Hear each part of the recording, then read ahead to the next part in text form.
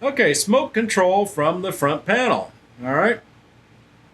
This is kind of a dumping ground for a couple things. One, it is this where you change the smokiness, and smokiness is just how smoky you want your meat. And it also does a couple things. So we'll talk about them. We're just going to start from the top and go down. So this just tells how to get there. So you just navigate down to smoke. So we'll just hit the knob once to pull up the menu, and I'm just going to use a knob to scroll all the way down to smoke. I'm going to hit enter. Okay, and you can see right here it says for tighter temperature control, set to minimum smoke or precision cook. All right, so you can see right now it defaults to maximum smoke. You can change this just by using the knob to medium, minimum, or precision cook. Okay, and then you can use the cursor buttons right here to cursor down to the next thing.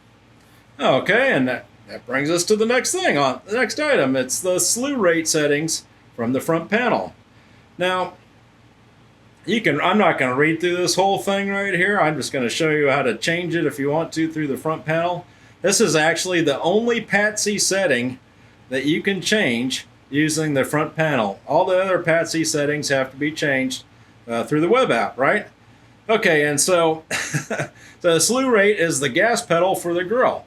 In other words, how fast do you want it to reach a target temperature? Now remember, the faster it reaches a target temperature, the more overshoot you're going to get. And where this comes in real handy is for insulated grills. Well, let me back up. So the default setting right here, see, it says set at default, and that's usually good for most grills, non-insulated grills, right? But if you have an insulated grill, you might want to slow it down. So like slow 3 or like a medium type slew rate, because insulated grills and grills with really heavy metal will hold heat better, and you don't want to be dumping a bunch of pellets in there because you'll way overshoot the temperature, and that's not good. Okay, and so you can kind of read down through this. I'm not going to read it to you. Anyway, so that's how you change the slew rate. I suggest just leaving it on default unless you have a real reason to change it. Okay, and so then we can cursor down to the pellet refill. And I'm going to do a separate video on this pellet refill right here.